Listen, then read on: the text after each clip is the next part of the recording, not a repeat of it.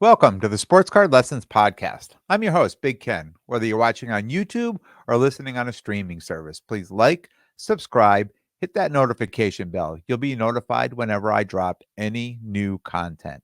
And if you're not already subscribed, head over to YouTube, search Sports Card Lessons Podcast, hit that subscribe button. Welcome and thanks for being here. It has been a long 4 days. And I say four because sad news has hit the Sports Card Lessons household. Our dog, Marley, who was 12 and a half years old, died unexpectedly Thursday night. Um, so if you're watching on YouTube, you see the photo is not my normal photo. It's a photo of me and Marley. That is the reasoning behind that. She was a great dog. Um, I rescued her. And I want to say at this point, she probably rescued me. She was a great pup, and we're definitely going to miss her. Um, Thursday was a long night, but I was able to pull it together for Friday morning to head down to Westchester to the East Coast National. Um, this show was not only 3 days, but it ran late into the night. So Friday it went from 1 to 7, Saturday 10 to 8, and then Sunday 10 to 4. Got there Friday, realized that the parking was going to be a bit of a problem. There was a small lot behind the building where we would load in. Not many cars could fit in there. But the person who was listed, the main person for the table or the booth, wherever you were signed up as, they were the only one to get a pass in there. Everybody else had to go somewhere else and unload and then bring their stuff over there. So it was kind of a pain in the neck, but we all figured it out. And believe it or not, for me, from my point of view, that was the only downfall of this location. Everything else I thought was pretty good. And I'll get into that in a few minutes.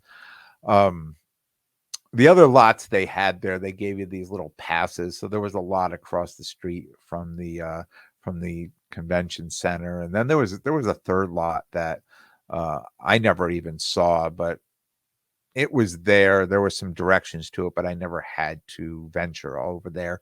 And there was a side street too. So the first day I found parking on a side street, which was pretty close, where I unloaded and got my stuff in, and I never had to move my car. I was able to leave it there. So that worked out fine. There were 3 rooms at the show. One main room where the main entrance was, and I'm gonna add this on because this is, again, from my point of view, with ice cold AC. So there was a second room. There was a side room off the main room, small but adequate. There were a lot of tables in there, set up nicely, and they enjoyed the ice cold air conditioning too. Then there was a room downstairs. It was a good sized room. Everyone complained it was warm, it was hot.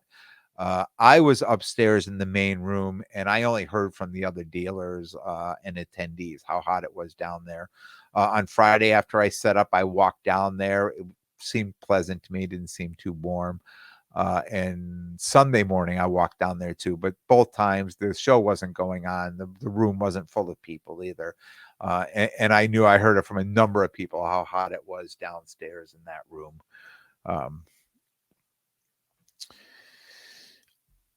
I was set up in the main room with John from Behind the Diamond. I was in his square, but I was right next to my man, Brad, Outlaw _sports _cards. Brad was a great guy. If you know Brad talks and talks and talks, but he's a lot of fun. We had a great time all weekend, and he was an excellent neighbor. So that's always good when you have a good neighbor at a show, especially for someone like me who shows up by myself, right? To say, hey, look, I'm running to the bathroom. I want to go do whatever. And, you want to go do it. I'll watch your stuff. You watch my stuff, that type of thing. So, yeah, great neighbor, fun all weekend. Um, Friday, the show opened at 1, and it was up and down busy, and I always call it up and down busy, and for me, that's when, it's busy, you got a few people at the table, you stand up, you're talking. Whenever somebody's at my table, I'm always standing up eye to eye talking to them, and then when they move off and nobody's there, I sit down. Somebody else comes over, I stand back up. They leave, I sit back down. And I try to sit when I can because I know it's going to get busy. And I'll just stand there all day and talk with people. And then by the time 6, 7, 8 o'clock comes around, I'll be like, oh my God, my legs are killing me or my feet are killing me. I should have sat more and not stood all day. So I try to sit when I can. For Friday, it was VIP, and it was a lot of dealers too. And you can tell the dealers by the lanyards. A lot of these shows now they demand that you wear your lanyard because people seem to show up when the dealer load in is and just kind of get in the room and just start. If you're a dealer and you go to these shows, you're trying to put cards in the thing and people are shopping already and the show's not even opening for an hour. So they're trying to get people that aren't dealers out of there. So everybody had to wear their lanyard. um and I do the same thing too. It's a little tough though, to try to shop. I'm going to say for me, it's tough to shop before a show or why, if you get there early and set up, why other people are setting up. Although I see a number of people who are very successful at showing up with, a handful of cards, couple cases, they get there and then they just go around and just start shopping. And I see them going from table to table, the same people buying cards and getting cards. Um, and I think they have a good rapport with certain dealers out there. I try to do it, and it never really seems to work for me. I'll show up, and I feel the same way when people show up at my table. And I've talked about this on a number of episodes. And before the show even starts, somebody comes over and says, "Oh, you'll take this for this or this for that," and I put a lot of work into getting these cards where that I've built a profit into it. Why would I give it away to another dealer so he can just take the cards? And I've done this. I've sold cards to dealers before shows, and then I'll go over and I'll see the dealer will have it in their case for 40 or 50 or $60 more, and then that card will be gone, and I'll be like, I should have never sold it. I should have just kept it and sold it myself. So, you know, I I do that too. It's funny. I said to Brad, I said, I see these people that go around and they buy their inventory before the show. They show up with very little inventory. They go buy all their inventory and they have a great show. And he says, well, your podcast works against you because most people know exactly what you're doing. They know who you are. And, some of them just don't want to be talked about either on, in case you get, you're going to go out and get a dealer and say, hey, I went to Brad and I bought these cards and then I went over there and I made 20% on them. I mean, people don't want to hear you saying that. And I said, well, I mean, I could certainly, keep my mouth shut if I could get some deals going. Right. Um, just funny things. Um, but yeah, it's quite an art. It's quite an art when I see people show up and buy all their inventory before a show. And a couple people that I see do it all the time, and especially this weekend, I went over and I've done this before. I go over to the same table that they're at because I know what they're doing, and I just kind of listen in. Like I'm just over there trying to get, a little bit of an education, just kind of listen in a little bit, without them know that I'm really there trying to figure out, what they're doing, what their tactics are, how they end up showing up at these tables because they don't show up at these particular guys they'll I watch do this. They don't show up at my table and ask me to make a deal. So they probably know that maybe I won't, or maybe they just have a decent rapport with people that they've said, look, hey, what do you got? I'm going to come see you in the morning because I need some inventory. I mean, I'm sure that happens a lot too. So but I go over there, I listen, I try to get a little bit of an education and just keep working on it, always learning, always learning. Sales for me Friday, they were decent. Everything I sold came out of my case, and everything I sold was football.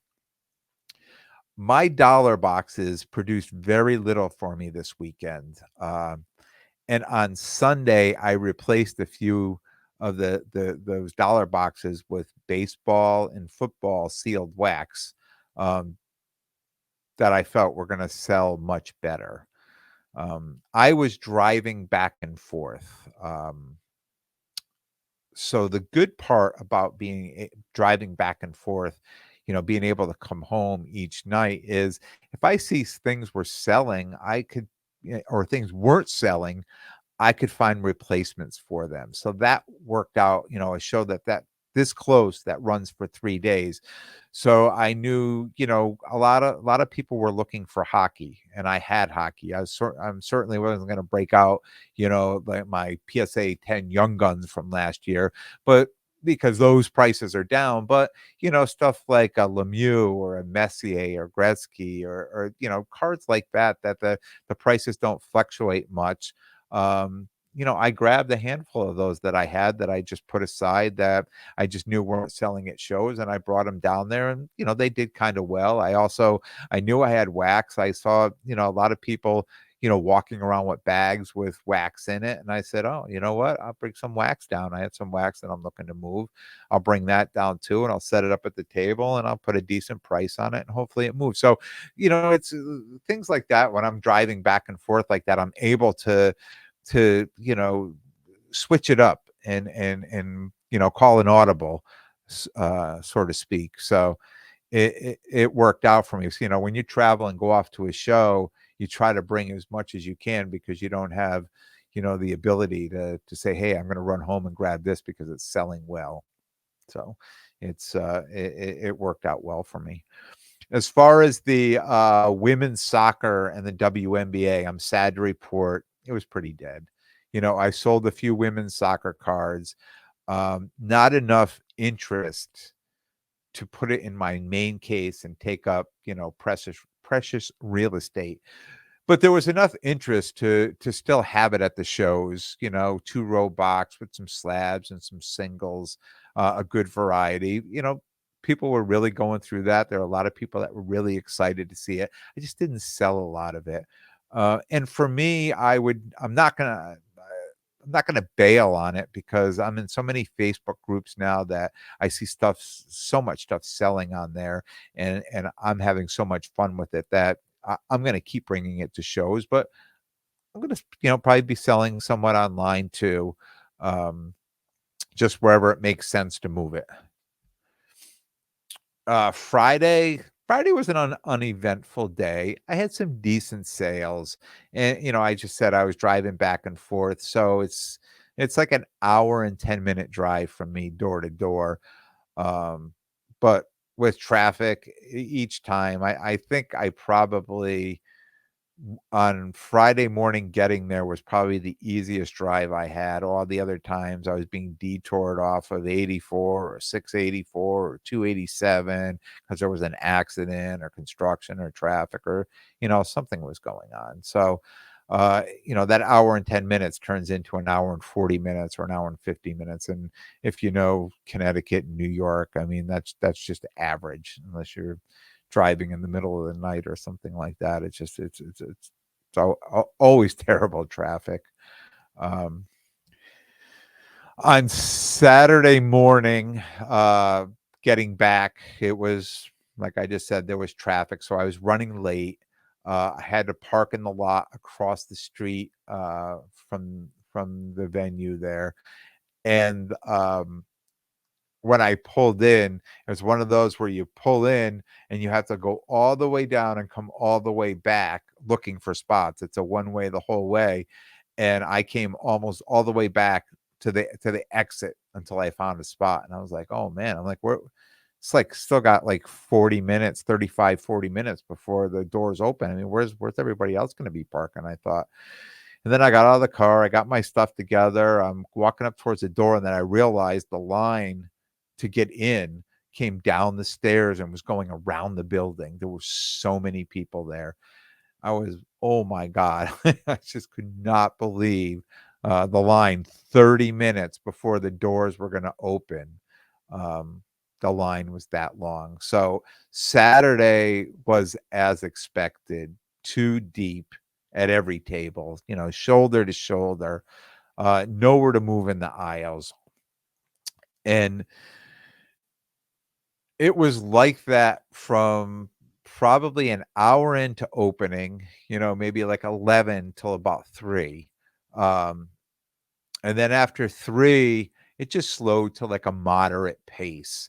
And believe it or not, for me, my sales on Saturday from 10 to 3 when it was that busy were very minimal, very minimal. And then from 3 to 6, I crushed it, absolutely crushed it. It probably had more sales in those 3 hours, probably I should say made the bulk of my sales in those 3 hours on Saturday, 3 to 6. And I just think that's because people were able to actually get up and look in the cases. And I know it was very crowded Saturday morning, right? And I understand it. It's Saturday, it's August, it's in the summer, it's a beautiful day. We have a lot of things going on. And I'm sure, people were like, I'm gonna get to the show, but I need to get out of there. I got a picnic to go to, I gotta go here, I gotta go there, I gotta get somewhere. So I think everybody and their brother were crammed in there Saturday morning. And then when it lightened up, people were actually just able to get up and start looking at the tables.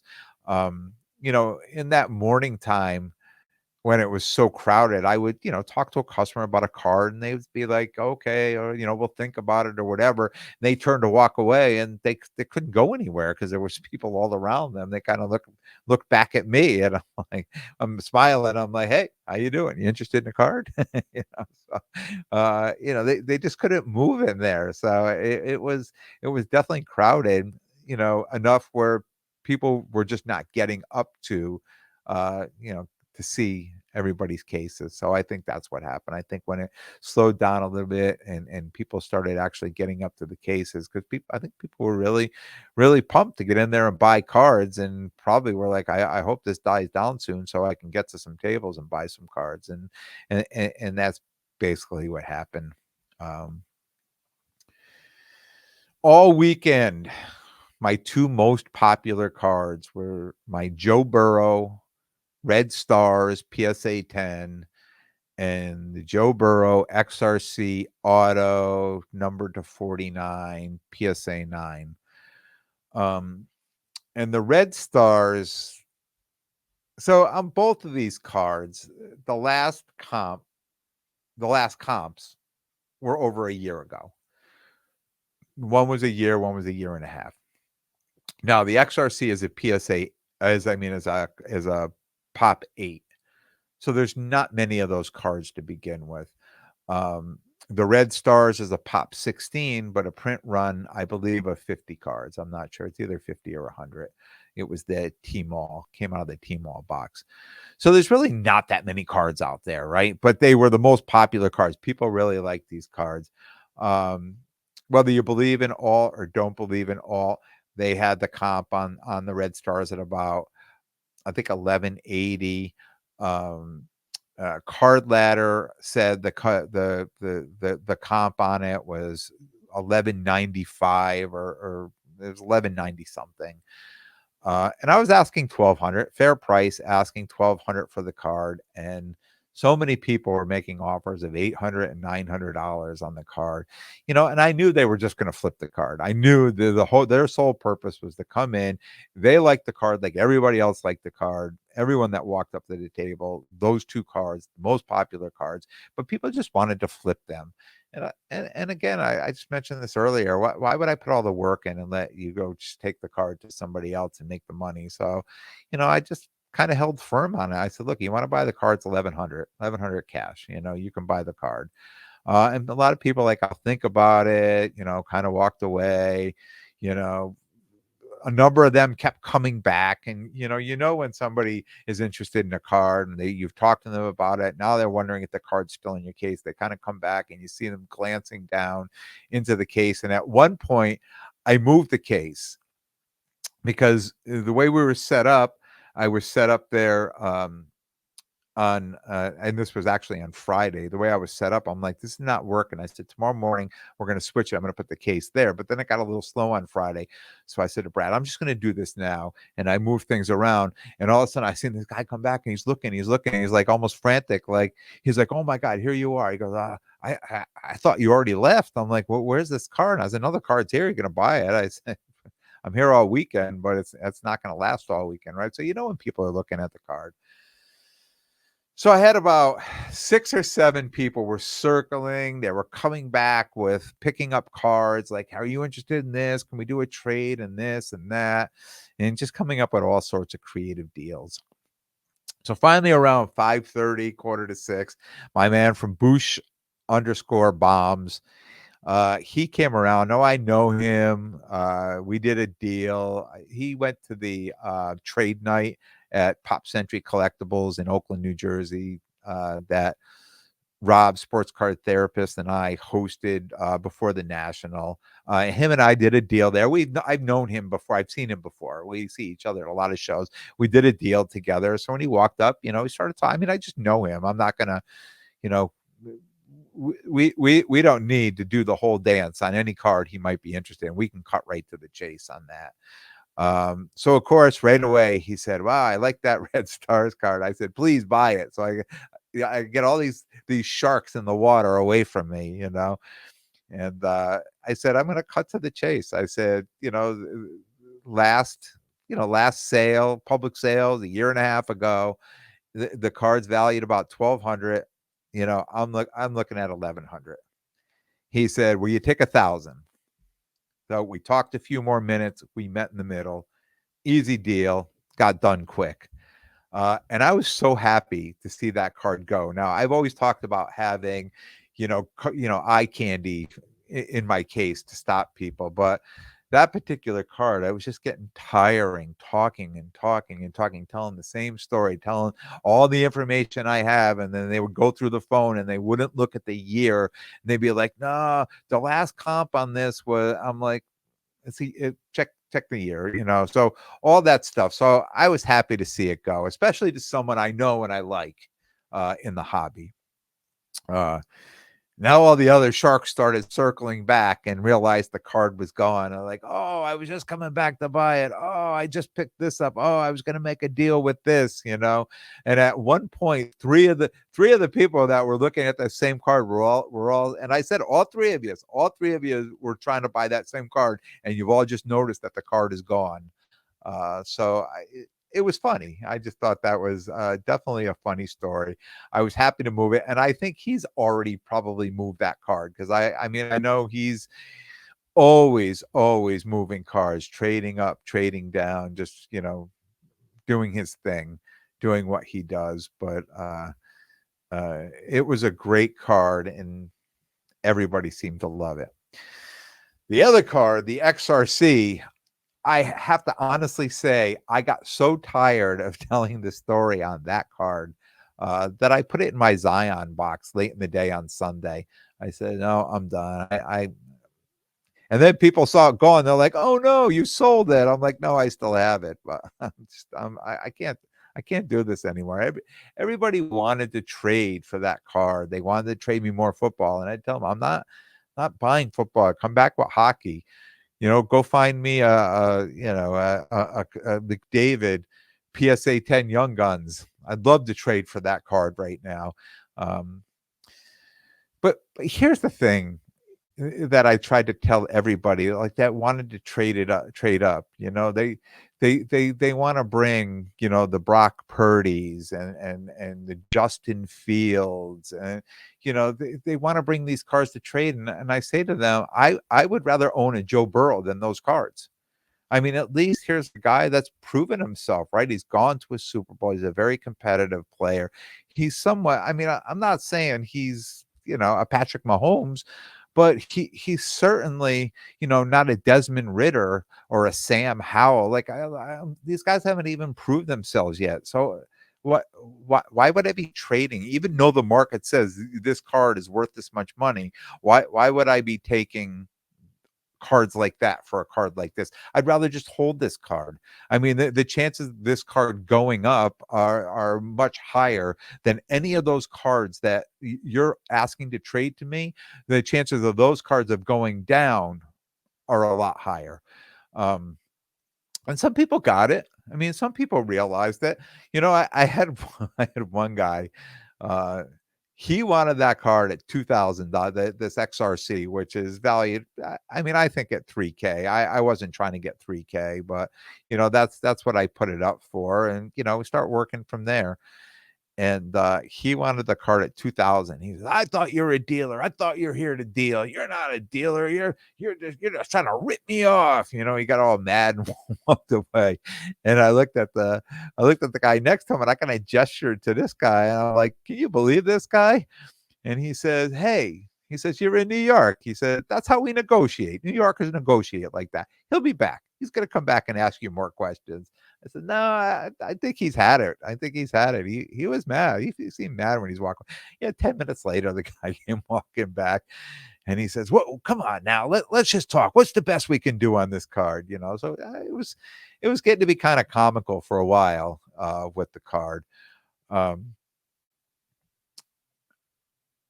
the same things happened at the National with this card. A lot of people wanted to trade players that I just didn't believe in. And I told people, if you want to trade with me, bring me a nice rookie, Patrick Mahomes rookie, maybe with an autograph would be really nice, or a Connor McDavid Young Guns PSA 10. Because in my mind, my thought was, with this card, if I could move this card this weekend, that's what I would have bought with it. Connor McDavid, Young Guns, PSA 10. And I know there was one in the room. I saw one Friday morning, and I would have made a move on that card if I was to sell this card this weekend. But it's not a big deal that I didn't, right? I did have today I had a young kid and his dad come a few times, and we talked about it, and his dad felt it was too much. His dad knew nothing about the card market. The kid had all the card market knowledge. The kid he wanted to buy the card. Um, and he kept kind of pulling his dad aside and having conversations with him. And I think it was more like the business end and the money end that he was chatting with his dad about. Um, He came up with a few offers. I thought they were a little low. I explained why they should be a little bit higher, and they kind of walked off, and they came back probably a third or fourth time anyways. And I said, "You probably didn't find anything better in the room." And he said, "No." He said, "But we did our homework." He said, "And I'm probably not going to buy the car." I said, "Why? What did you discover with your homework?" And he said, "I saw online that somebody bought a raw one for $1,900. And if I can buy a raw one at $1,900 and grade it, then I could save myself $500 or $600." I said, "Well, that's absolutely true, except this card's numbered to 49. Unless the card was in terrible condition, it was already graded. And if somebody had a raw one now, it was probably cracked out and being sold raw. If it came back an 8, a 7, or an 8, and they're like, nope, just crack it out and just sell it raw because it's worth more raw." And I was explaining this, to him, but I was explaining it to his dad too. And his dad was throwing back some questions at me. And I think he felt like maybe I was not telling him all the truth. And there was another guy standing at the table who kind of picked up on it too. And he said, "No, let me tell you something. He is exactly right. He is giving you 100% of that information." He said, "A card like this, if it was raw, if you asked 10 people in this room, what do you think the history was of this particular card if it was raw? Everybody with any knowledge in the card market would say it was probably graded and cracked, because there's no reason, unless the card was in terrible condition, there's no reason to try to grade it and try to at least get a 9 on it, right? Hope for a 10, but try to get a 9 on it." So, we had a much better conversation at that point, because I had somebody that was validating what I was trying to say. And I know how the dad felt. I mean, I would have felt the same way. I mean, it's a lot of money to spend on a piece of cardboard, right? In plastic. So they walked off again, and the dad came back the last time, and he said, "Thank you." He said, "We're gonna hold off. I think it's a lot of money, but thank you for all the information." It gives me something to work with too, because up until today, he didn't have the information. So I felt kind of good about that. I gave him my card. I said, "Look, you have any questions, certainly reach out to me. I'm happy to help you or answer any questions on any card that he wanted to buy." So at that point, I took the card out of the case. I put it in the Zion box, and I'll probably, I in my mind now, I'm probably going to throw it up on Instagram this week. And if you follow me, I'm sure you're going to see the card up there. But again, if it doesn't sell, I'm happy to hold on to the card. And in fact, I talked about the national inventory, all the cards that came back that I brought home from the national being higher end cards. I mean, all those cards, I mean, I still have, the Mahomes XRC BGS 95, the Mahomes lime green, PSA 9, and Josh Allen RPA. So I still have these 5 cards, and they're great cards. Whether I sell them or hold on to them, all the players are they're it's certainly not prospecting like it would be on any of the rookies or second years players, and there's no reason I should be trading for them for those cards. And if I move it right, I can work on a McDavid Young Guns. So Sunday turned into a buying day for me.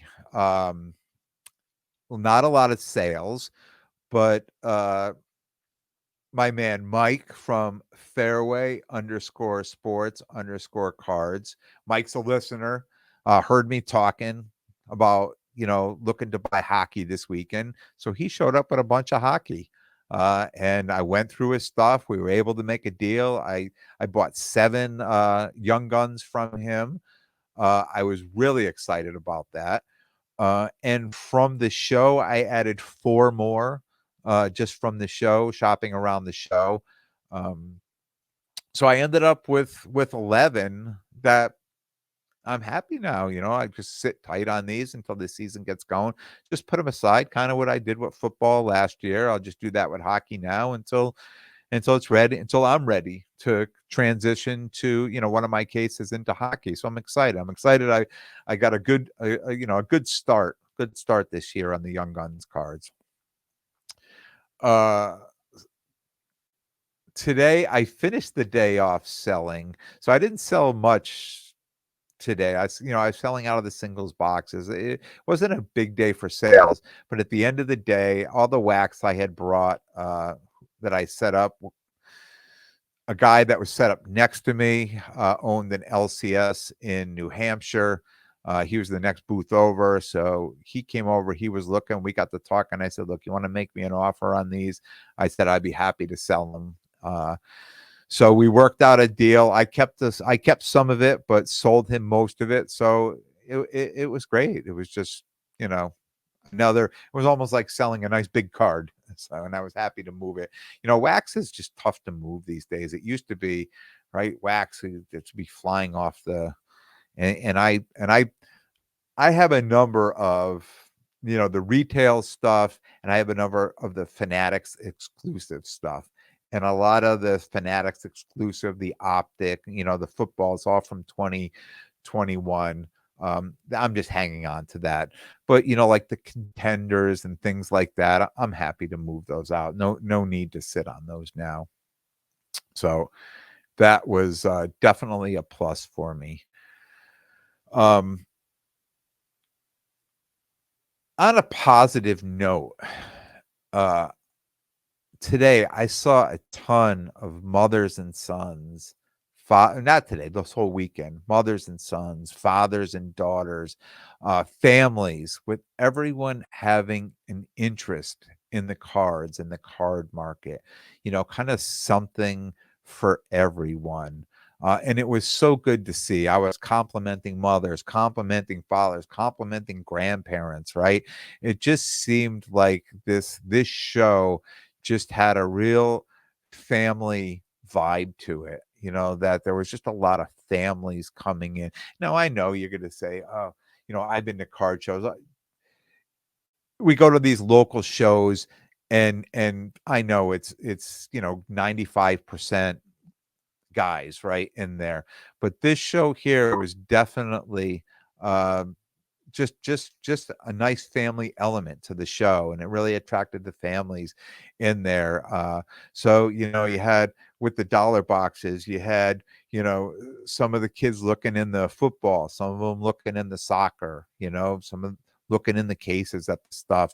And I just thought it was great to see that it was really just more of a family element this weekend. And it may have been too because of the autographs and the people who are coming in to sign or things like that. But um, it was definitely great to see. I have to say I met a lot of great people this weekend, dealers and attendees, and you'd think I would know all the dealers, and you don't, you never do, and especially a show like this with 500 tables, there's people coming in from out of state, and it's just nice to get out and meet other people and talk to other people and, make deals with them, and you start seeing them like, you know, you start making friends, people from all over, and you start seeing them at different shows, and then show opportunities. You start talking to them online, right? This is what happened with me with Chantilly. I started talking with somebody, and next thing you know, I got some table space there, and it's just great to go out and meet people like that. Um, Shout out to all the listeners who stopped by to say hello. Absolutely love when people come by, say hello, tell me they listen to the podcast. 100%. Some of the best parts of the show is just the listener interaction. Overall, it was a great show. And I think because of the caliber of the signers and the autographs, the show had great foot traffic from open to close every day, even though Friday night till 7, Saturday till 8. It certainly wasn't like 4 or 5 o'clock came and it was dead and you were sitting around waiting for it to end. I mean, there was just constant foot traffic coming through, and all of a sudden you look at the clock, you're like, oh, it's 6:30. And then you're doing something, you look at the clock and you're like, oh my God, it's 10 of 8. All of a sudden you see people starting to cover up their stuff and you're like, oh my God, it's time to get out of here. Right. So definitely it was just a great show with great foot traffic. And that's it. That's the wrap up for the East Coast National. I will be back Thursday with a brand new episode. I want to thank everyone for tuning in. And if you like what you hear, please definitely subscribe, and most importantly, tell a friend and spread the word. And until next time, take care of yourselves and everyone around you.